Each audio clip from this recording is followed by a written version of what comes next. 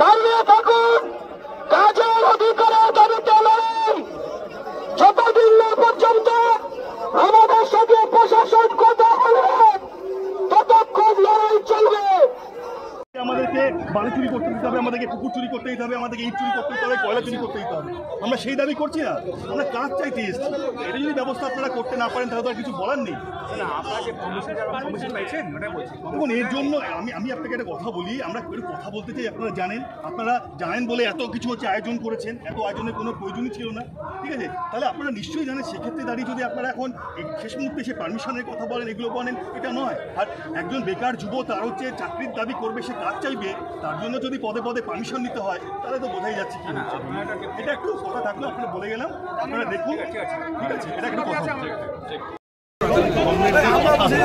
তার আগে আমরা উত্তরবঙ্গায় চিঠি পাঠিয়েছিলাম ডেপুটেশন দেবো বলে, তার রিসিভ কপি আমাদের কাছে রয়েছে।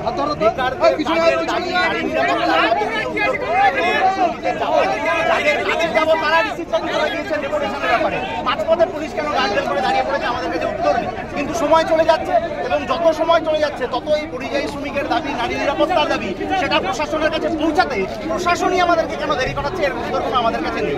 আমাদের সাফ কথা, আমরা ডেপুটেশন দিতে যাব, আমরা দাবি আদায় করে ফিরবো। যতক্ষণ না দাবি আদায় হচ্ছে, এই যে পুলিশ ব্যারিকেড করে দাঁড় করিয়ে দিয়েছে, আমরা এখানে বসে আছি, দাবি আদায় না হলে ফিরবো। বহু জায়গায়, গোটা শহরে ঢোকার ব্যাপক জায়গায় আটকে দেওয়া হয়েছিল। কেন আটকে দেওয়া হয়েছিল তার কোনো উত্তর আমাদের কাছে নেই। পথ ঘুরিয়ে ইত্যাদি ইত্যাদি করে খানিকটা দেরি করে যেতে পারে, কিন্তু যে মানুষ আদর্শ নিয়ে লড়াই করতে এসছে, পেটে খিদে নিয়ে লড়াই করতে এসছে, হাতে একটা কাটছেই বলে লড়াই করতে এসছে, তার 2 ঘন্টা 3 ঘন্টা দেরিতে কোনো ব্যাপার না। সে চায় সরকারের কাছ থেকে একটা গ্যারান্টি কথা দিয়ে তারপরে ফিরবে। কমরেড এখানে বসে থাকবেন, যবে গ্যারান্টি হবে তবে ফিরবে।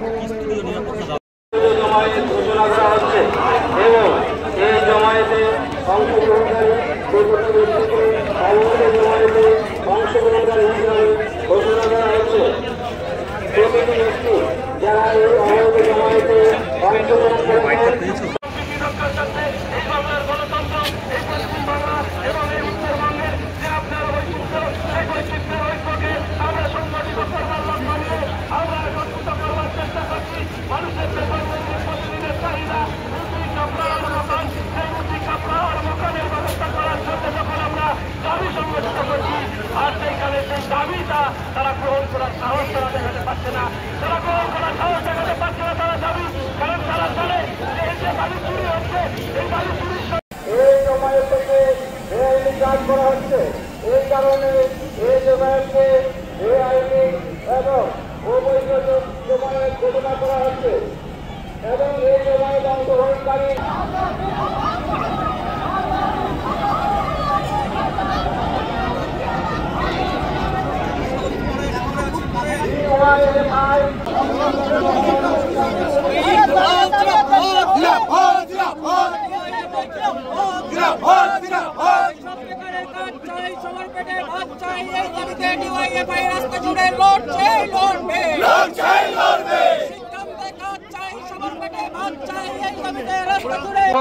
ওই বামফ্রন্টের জমানায় প্রতি বছর এসএসসি টেট পরীক্ষা হতো।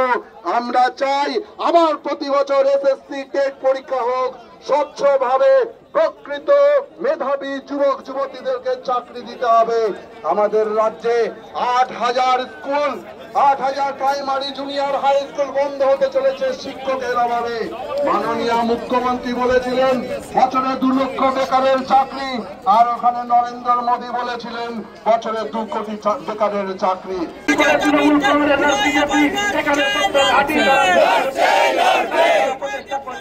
আর আমরা সাম্প্রদায়িক সম্প্রীতি রক্ষার সাথে এই বাংলার গণতন্ত্র, এই পশ্চিমবঙ্গ এবং এই উত্তরবঙ্গে যে আপনার বৈচিত্র্য, সেই বৈচিত্র্যের ঐক্যকে আমরা একত্রিত করার চেষ্টা করছি। মানুষের সকল মন্দির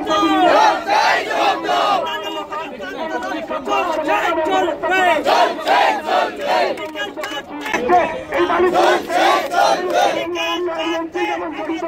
এই উত্তর বাংলা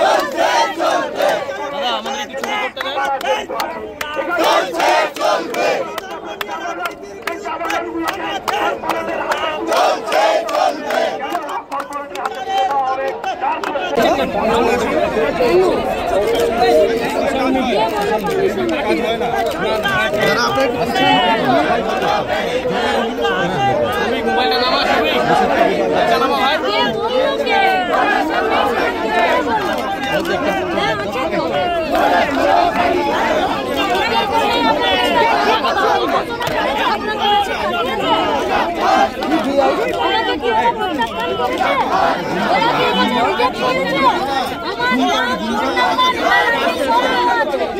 আপনাকে কোনো লিখিত অর্ডার দিয়েছে?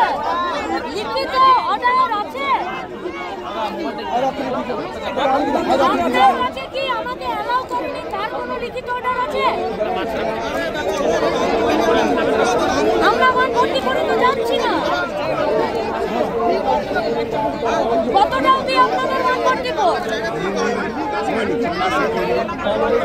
কতটা কতটা কোনটা অবধি?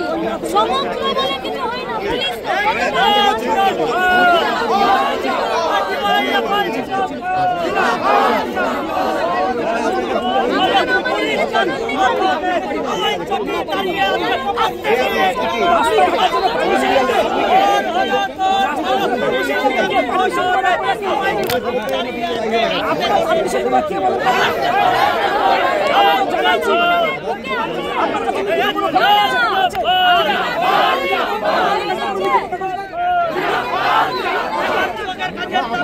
লিখিত কোনো আছে আমাদের যাওয়া করছে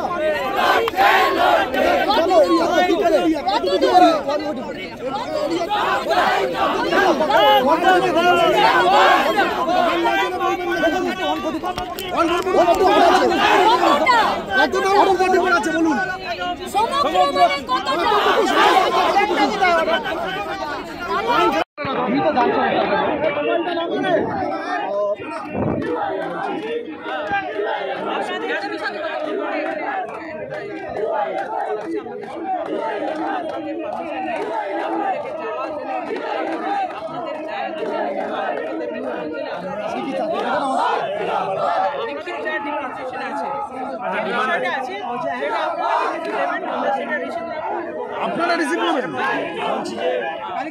আপনারা অ্যাডমিনিস্ট্রেটিভ অথরিটি আপনাদের আছে।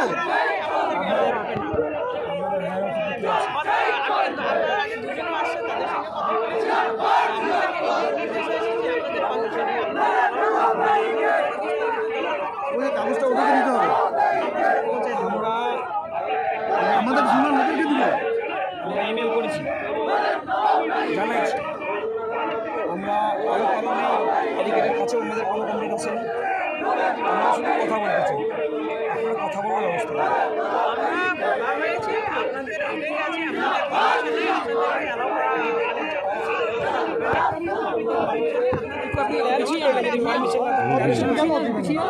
আমরা কি যেতে পারবো না? কথা বলেন আর কে আছে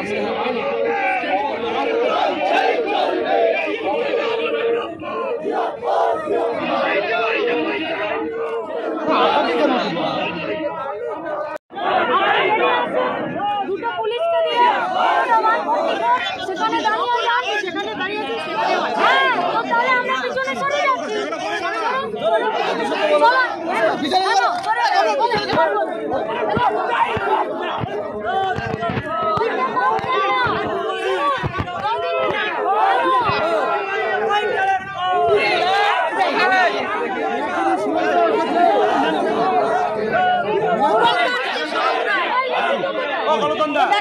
সুরজদা এসেছে, ওই সুরজদা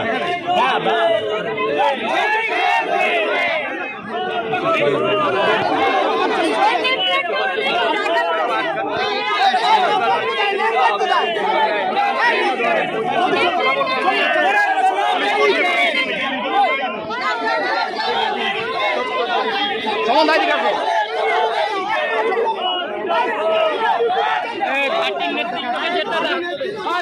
30 মিনিট যাচ্ছে।